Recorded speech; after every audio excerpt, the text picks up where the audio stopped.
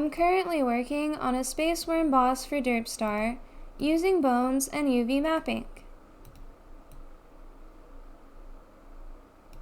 Initially, I set up a series of rigid bodies and pin joints because I want the individual segments to recoil from collisions. Hinge joints would work much better, but we don't have them in 2D, so I left a gap between the collision shapes to limit rotation. By setting the torque and linear velocity on the head, I can achieve a snake-like movement. But it's difficult to control, and the joints can flip up backwards if it goes too fast. So I'll use a skeleton instead. In a new 2D scene, add a skeleton node. Since the worm doesn't have arms or legs, I just need 5 bones in a cascading structure. Offset all but the first by 160 pixels to the right.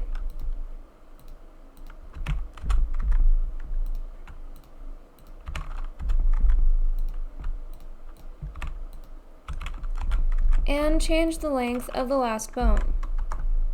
Then click the Skeleton2D and set the rest position to get rid of all the warnings.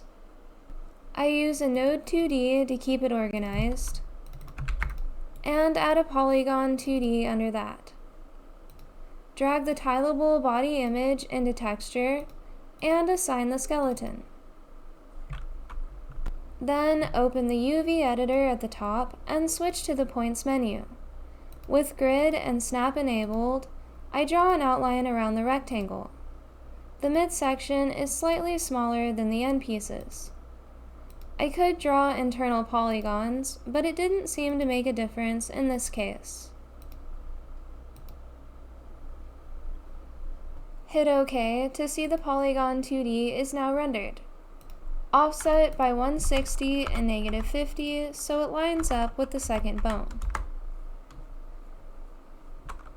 Back in the UV editor, switch to the Bones tab and click Sync Bones to Polygon. The slider adjusts weight, but there's no numeric indicator, so fine-tuning is very difficult. I select the left side for the first bone, all the points for the second, and the right side for the third. Now the segment bends when I rotate the bones.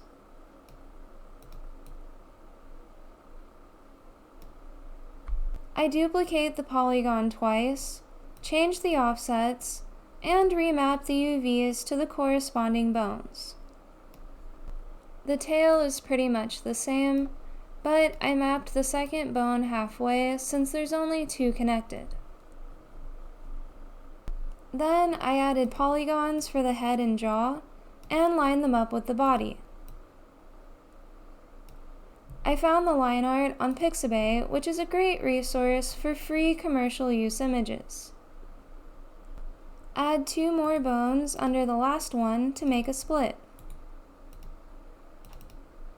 Move and rotate them to line up with the pieces.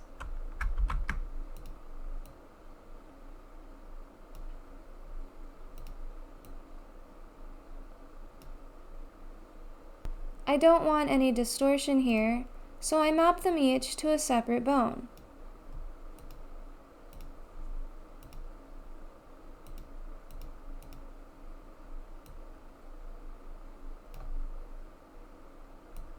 Now I can move the head and jaw.